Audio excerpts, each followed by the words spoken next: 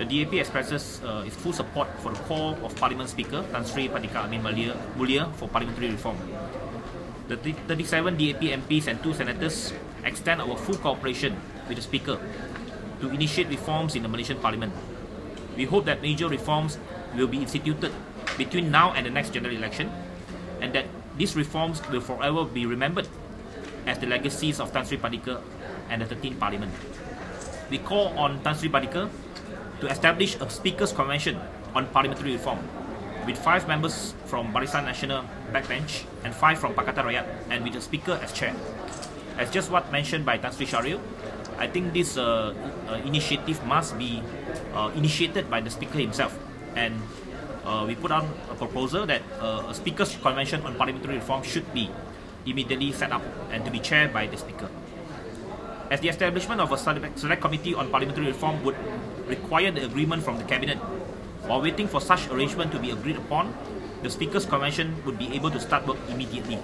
Of course, we hope that the government, in particular Prime Minister, will heed the call of the Speaker with the threat of quitting the post of Speaker.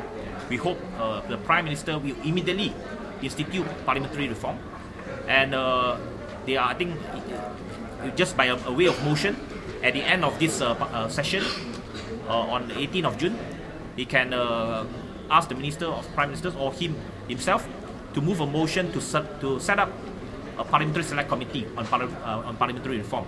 Of course, if that can be done, we will definitely support it.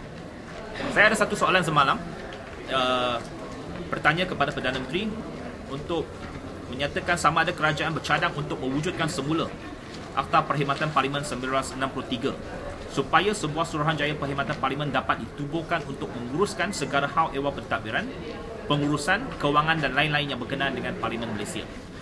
The answer given by the Minister in the Prime Minister's Department amat menunjukkan bahawa tidak ada keinginan politik dalam pentadbiran Datuk Seri Najib untuk mengembalikan independence dan autonomi untuk institusi Parlimen Malaysia. Jawapan ini berbunyi, untuk maklumat ahli yang berhormat, Akta Perkhidmatan Parlimen yang dimasukkan pada tahun 1992 dibuat untuk memberi ruang kepada pegawai-pegawai dan kaki tangan Parlimen untuk mengembangkan kejayaan masing-masing dengan lebih luas lagi. Oleh itu, Akta Perkhidmatan Parlimen 1993 akan dipertimbangkan mengikut keperluan dari semasa ke semasa. Akan dipertimbangkan. Tidak ada langsung keinginan ataupun satu pendirian dalam pentadbiran dan kerajaan bahawa ini akan dikaji ataupun nak dilaksanakan. Dan alasan yang diberikan untuk memberi ruang kepada pegawai-pegawai dan kaki tangan Parlimen untuk mengembangkan kejayaan masing-masing. This is a laughing stock among all parliaments in the world. Just for the sake of untuk mengembangkan kejayaan pegawai-pegawai, you are killing the independence of the institution of Parliament. This is definitely a laughing stock among all parliaments. So, jadi masa sama, sudah sampai masanya untuk kita kembalikan. Sebab kita tak boleh menggunakan alasan untuk memberikan ruang kepada pegawai dan kaki tangan dalam Parlimen supaya ada satu open service dan dia boleh dipindahkan ke jabatan-jabatan kerajaan yang lain untuk kita memasukkan Akta Perkhidmatan Parlimen ini. Ini amat tidak adil kepada institusi Parlimen. Kalau begini, kita tak ada lain. Institusi Parlimen is no different from a Majlis Perbandaran. Majlis Perbandaran pun ada crew service. Kita lebih teruk daripada Majlis Perbandaran.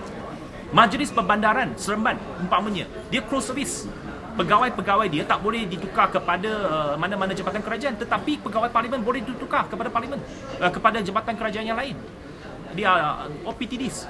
So, institusi Parlimen ini lebih teruk, lebih rendah martabat dia daripada sebuah Majlis Perbandaran di negara ini.